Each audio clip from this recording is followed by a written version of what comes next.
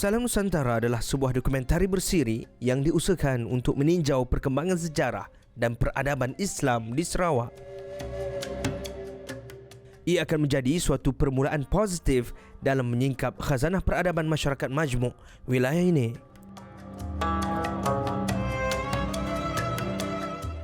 Episod kali ini akan menutup tirai dokumentari Salam Nusantara bagi musim ini.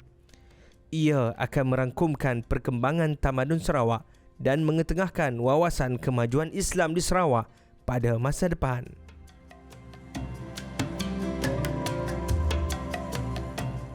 Jadi kita lihat Islam yang datang ke alam Melayu ini, Islam yang datang secara jalan kedamaian, jalan aman. Mereka datang berdagang di alam Melayu, lalu dalam masa yang sama menyebarkan dakwah Islamiah di kawasan ini.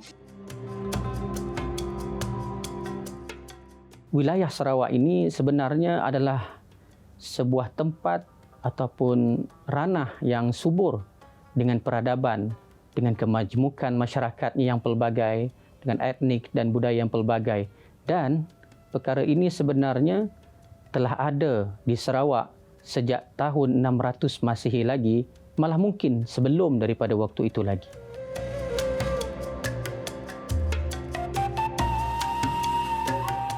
Islam di Sarawak itu hadir dengan pengaruh daripada wilayah rantau dan juga sekitarnya, Kesultanan Brunei, Kesultanan Sambas, juga tempat-tempat yang lain. Apabila berjalannya waktu, Sarawak dan wilayah sekitarnya berkembang. Setelah berada di bawah beberapa kekuasaan seperti Sriwijaya, Majapahit.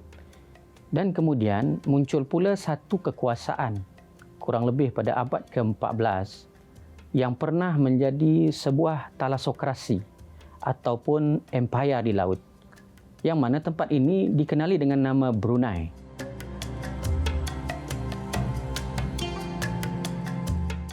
Bermulanya pengislaman Sultan Muhammad Shah ataupun Raja Awang Alak Betatar telah memberikan perubahan yang signifikan, khususnya di Borneo, di mana sejarah awal Islam di Sarawak amatlah berkait rapat dengan kekuasaan Empayar Brunei tadi.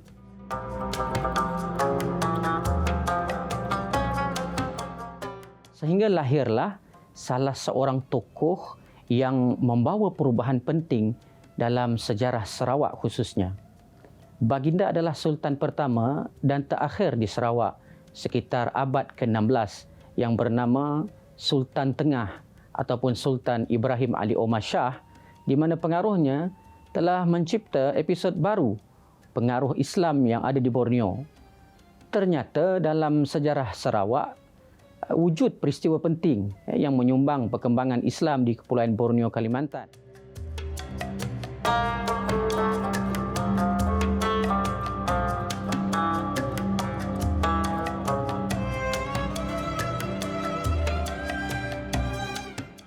Sampai masanya masyarakat Islam di sini juga berinteraksi dengan masyarakat yang lain yang sekitarnya, membentuk kebudayaan dan citra yang tersendiri.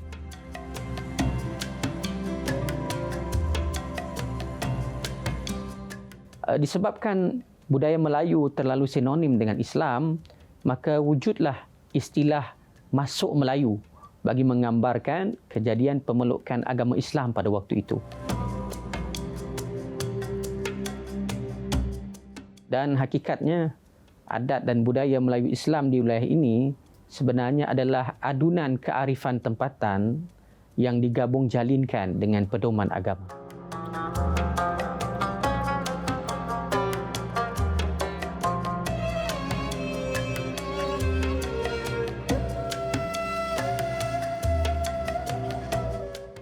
Dalam perkembangan yang sama, tradisi persuratan dan juga pengaplikasian undang-undang bertulis di Sarawak menjadi salah satu ciri kemajuan yang ditonjolkan dalam episod ini kepada masyarakat pada waktu itu. Dengan adanya kanun tempatan seperti kanun Banting di Lingga Simanggang dan kanun Lawas membuktikan bahawa perundangan Islam itu sudah lama diamalkan di Sarawak. Pada hujung abad ke-19 dan awal abad ke-20 Masihi, kita menyaksikan Haramain. Haramain adalah istilah bagi dua tanah haram, iaitu Mekah dan juga Madinah. Ya. Hujung abad ke-19 dan awal abad ke-20, kita nampak di sana ada peningkatan migrasi. Maksudnya orang-orang yang berpindah ataupun bergerak dari satu tempat yang lain di dunia Islam ke Tanah Suci Mekah dan Tanah Suci Madinah. Bagi masyarakat Sarawak, naik haji akan menaikkan status mereka bukan hanya disebabkan kepayahan perjalanan fizikal yang ditempuh sahaja, tetapi juga ia adalah simbol kepada peningkatan nilai yang ada di dalam diri mereka. Episod ini menyajikan informasi yang menarik tentang fenomena naik haji di kalangan masyarakat Muslim di Sarawak pada waktu dahulu, dan ada istilah yang kita kenali sebagai Syekh Haji ataupun mereka yang menguruskan haji pada zaman dahulu. Dalam masa yang sama, sebahagian daripada umat Muslim di Sarawak pada waktu itu tinggal di Mekah, di Madinah untuk menuntut ilmu di sana. Antara mereka merupakan anak-anak jati negeri Sarawak. Malah ada yang menempa nama menjadi ilmuwan Islam yang tersohor di dunia. Para ulama seperti Syekh Ahmad Makawi, Datuk Hakim Keramat, Syekh Usman Abdul Wahab disebutkan.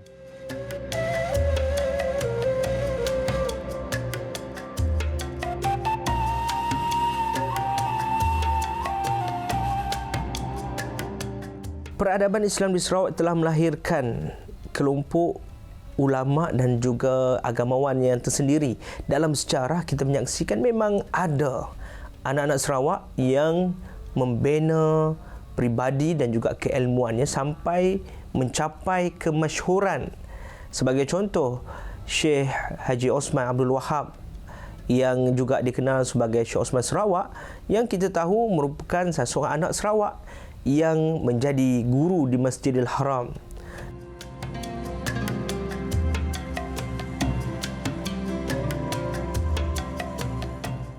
Syekh ataupun Tok Guru ini, apabila beliau melihat bahawa anak muridnya ini sememangnya berkelayakan dan berpuas hati dengan prestasi yang dicapai oleh anak murid tersebut, maka diberikan seolah-olah satu bentuk pengijazahan, dan itu juga merupakan satu bentuk tauliah kepada mana-mana, termasuk Syekh Osman Sarawak sendiri, untuk menjadi guru yang bertauliah di Masjidil Haram, dan akhirnya beliau juga berperanan menjadi guru dan mendidik pelajar-pelajar yang lain yang turut datang ke Masjidil Haram, termasuk dari kawasan Alam Melayu.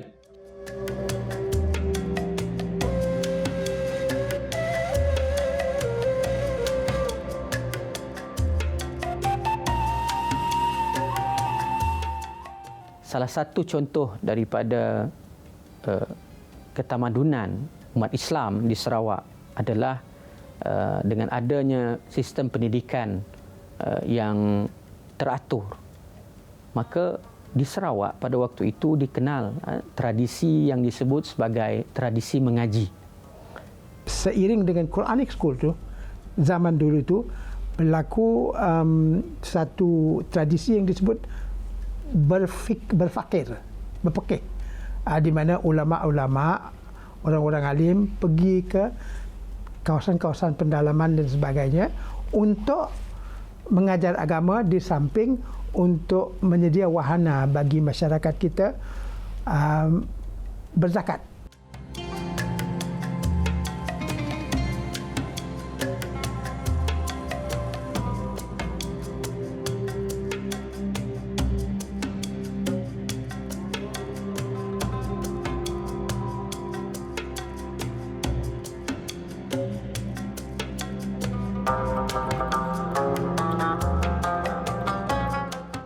Wanita tidak terlepas daripada memberikan sumbangan bermakna dalam membina negara, khususnya Sarawak.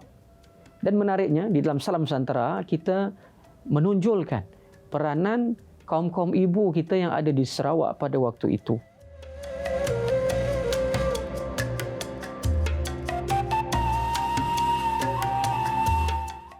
Kalau saya rujuk pada dikatakan sebagai the waves, the feminism wave atau gelombang feminisme ini berlaku seawal tahun 1918 macam gitu sehingga ke 1920.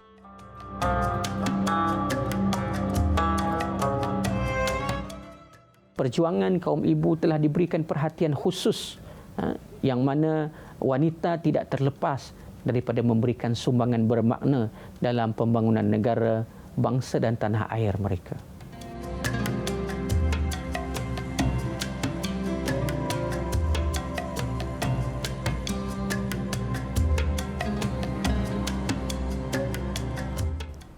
Masyarakat di Sarawak sampai satu masa mereka semakin sedar bahawa tanah air ini adalah tanah air mereka dan mereka harus kembali mendapatkan tanah air ini, mentadbirnya semula.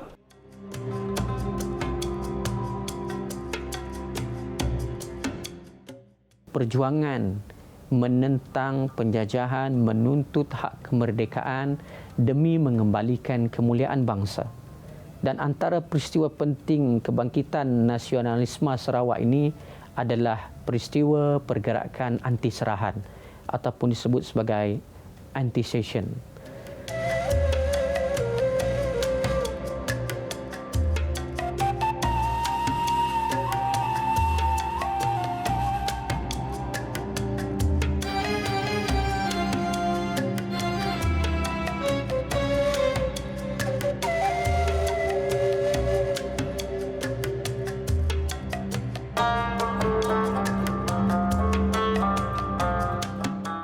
Islam di Sarawak juga memberikan nuansa yang berikutnya apabila zaman semakin moden, Sarawak sudah bersama-sama bergabung dalam Persekutuan Malaysia.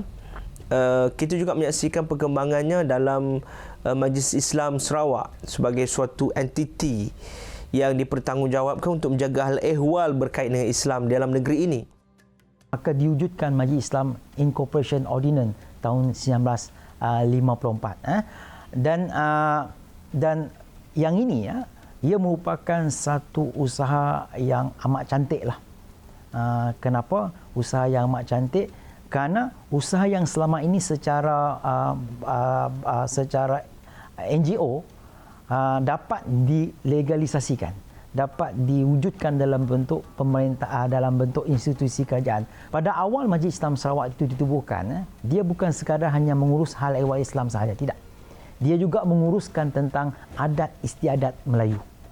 Maknanya dia ada kesinambungan dengan Undang-Undang Mahkamah Melayu Sarawak yang diwujudkan pindaan tahun 1956 dan pada waktu tahun kalau tidak salah saya pada tahun 1978 barulah pindaan Undang-Undang Mahkamah Melayu Sarawak itu berubah menjadi Undang-Undang Mahkamah Qadi.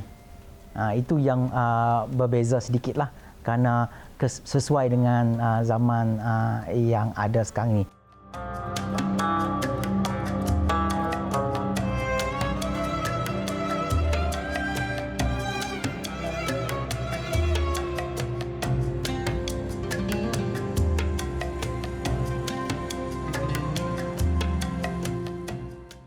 Majlis Islam Sarawak tidak dapat menjalankan tugas dengan sendirinya, tetapi dibantu oleh 4 lembaga yang ditubuhkan oleh Majlis Islam Sarawak, iaitu pertamanya Lembaga Fatwa Negeri Sarawak. Lembaga fatwa ini berfungsi membantu dan mensiasati Majlis Islam Sarawak dalam semua perkara yang berkaitan dengan hukum hakam dan perundangan Islam di Negeri Sarawak. Jabatan Mufti menjadi sekretariatnya dan pengarah Jabatan Agama menjadi setiausaha kepada lembaga ini. Apa juga berkaitan dengan hukum hakam di Negeri Sarawak, lembaga inilah yang memutuskan, Lembaga Fatwa Negeri Sarawak.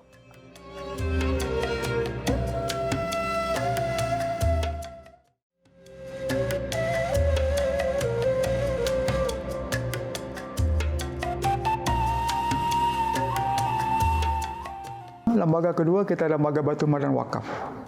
Lembaga ini jelasnya menasihati Majlis Islam Sarawak, membantu Majlis Islam Sarawak dan perkara yang berkaitan dengan kebajikan dan pengurusan aset dan ekonomi orang Islam di Sarawak.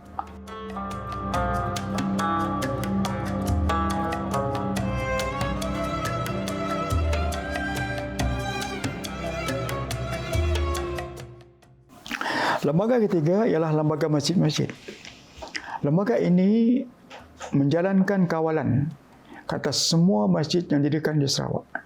Kita ada sekitar 400 buah masjid di Sarawak. Lembaga inilah yang menjalankan. Dari segi pembangunannya, pengurusannya, sebaiknya dia teratur, diuruskan dengan cukup baik.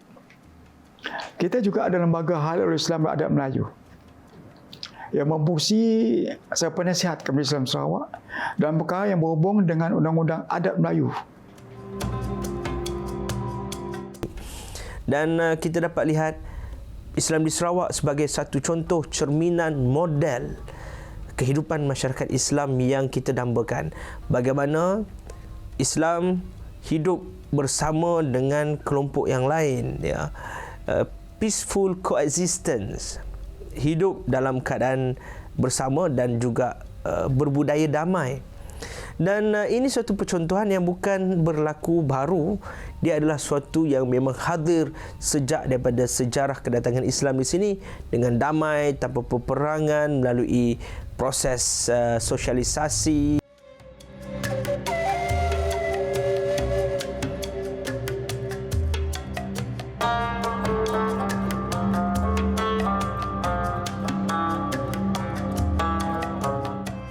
Allah memang menciptakan manusia itu bergolong-golongan, bersuku-suku, berkelompok, tapi hendaknya saling kenal-mengenal, saling memperkenalkan diri dan saling bersahabat.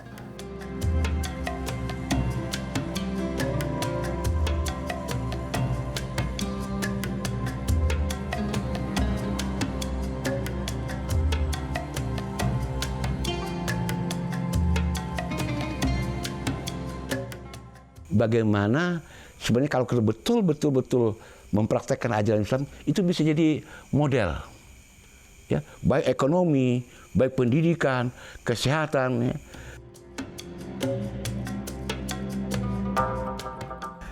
Sebab itu kita katakan Islam itu relevan untuk sepanjang zaman. Kena dinamikanya, dinamika dalam fiqahnya, dinamika dalam tasawufnya, dinamika dalam muamalatnya.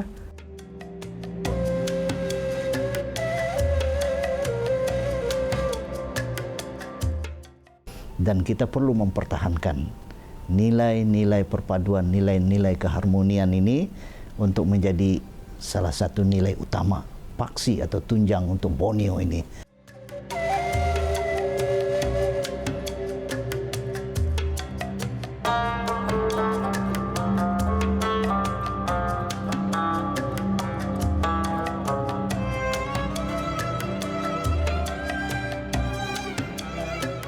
Itu yang nyata bahawa kesempurnaan dan relevannya agama Islam menjadi pegangan kita ni masa kini, dan juga bukan sahaja sebagai pegangan kita ni untuk mendapatkan kebahagiaan, kemakmuran, bahkan juga yang paling penting ialah merupakan satu daripada faktor yang menyebabkan kebahagiaan hidup kita ni mendapat keridaan Allah SWT di akhirat. Kehadiran Islam ke wilayah Nusantara sebenarnya tidak memadamkan kekayaan tradisi tempatan. Malah Islam hadir dengan memanfaatkan tradisi lokal, menghargainya dan memacu kemajuan dengan acuannya tersendiri. Kebudayaan Islam dan masyarakat Muslim di Sarawak adalah salah satu ciri khas wilayah ini yang sememangnya dikenali dengan kepelbagaian dan kemajmukannya. Menariknya, kemajmukan di Sarawak adalah suatu anugerah buat anak negeri ini.